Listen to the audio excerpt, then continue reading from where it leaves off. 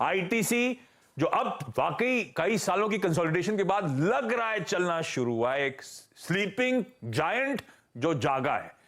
दाव लगाना, अच्छा एक सबका आपको बता दूं, इसी स्पेशल शो में कई सब कुछ काफी समय हो गया, जब आईटीसी नहीं चलता था तो गौरांग सर का प्रेफर्ड पिक था, और देखिए क्या चल के दिया है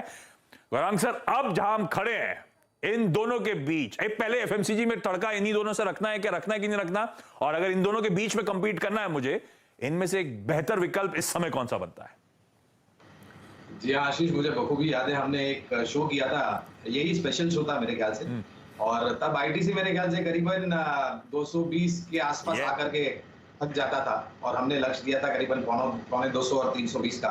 तो लक्ष्य आ चुका है। रिविजिट किया हमने आईटीसी को और ऊपर की तरफ के लक्ष्यांक दिए, लेकिन फिर से वही बात आ जाती है कि कांटे की टक्कर में सबसे बेहतरीन कौन सा स्टॉक है, बेस्ट वर्सेस बेस्ट में। तो कवरेज दोनों पर है, खरीदारी की राय दोनों पर है, लेकिन एचयूएल को हम ज्यादा पसंद करेंगे। इसके कारण अनेक हैं। एक तो डाइवर्सिफाइड प्रोडक्ट प्रोफाइल है, कोई लटकती तलवार नहीं है, जिस तरीके से आईटीसी के बैलेंस शीट पर मेरे ख्याल से तंबाकू पदार्थ और सिगरेट को लेकर के थोड़ी बहुत दिक्कतें होती है। जो मांग है आशीष, वो ना तो सिर्फ बड़े शेयरों,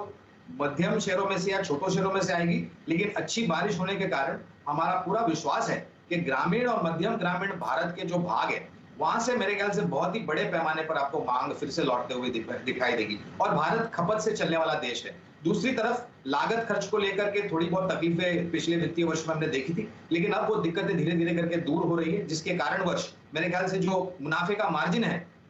वो सुधरेगा, और उसके कारण आपको मुनाफे में सुधार होता हुआ दिखेगा। तो कुल मिलाकर के अगर मुझे दोनों में से एक पसंद करना होगा तो मैं एचयूएल को ज्यादा पसंद दोनों है, दोनों बेस्ट इन क्लास हैं, पर एक ही चुनना है तो वो होगा एचयूएल, हिंदुस्तान यूनिलीवर लिमिटेड। इसको ऐड कर सकते हैं आप लंबी अवधि के लिहाज से अपने पोर्टफोलियो में।